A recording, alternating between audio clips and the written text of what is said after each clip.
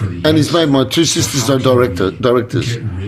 When I've signed off properties off to them, but I didn't because instead the lawyer made a merger with my mother. Okay, did they pay the tax for that property? And now they've been sold, okay, and next door sold all of a sudden, right, being owned for 45 years and just sold all of a sudden, and now they're making a massive building there, which has been half demolished. And it's just sitting there. Why?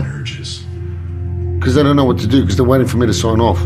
That's my theory. We've spoken to many parents across They're back the country in being directors. The whole point of signing off the trust to their properties in the trust is so they relinquish their rights in the trust. They got their properties, right? And I got my mother doing all this. And I got my sister who's going in and taking out all the money out every month, $80,000 worth of rent for 19 years, which is $19 million. And I got the bank telling me I found it hard to log into the bank system. How does that answer my question? Look at the YouTube video for 1 hour. I asked them 50 times, who's logging into my account?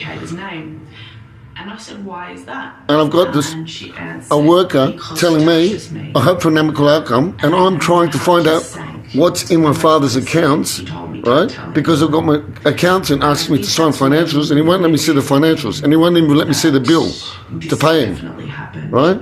In order for me to sign financials, I have to see if I can pay my creditors, which is a requirement of the company directors. How can I do that when the bank is telling me for 22 emails, and I emailed the CEO first time in 70 years, right, with my family being with the bank, right? And he resigned today at 46 in the morning. And the senior executive, is calling, and Capital Finance is calling me up for 3 weeks. And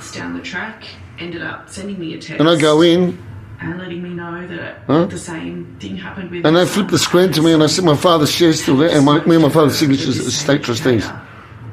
But in the corner I've got my mother.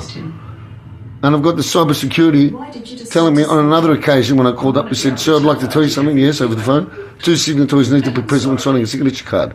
Well, no one was present when my mum put herself on the signature card.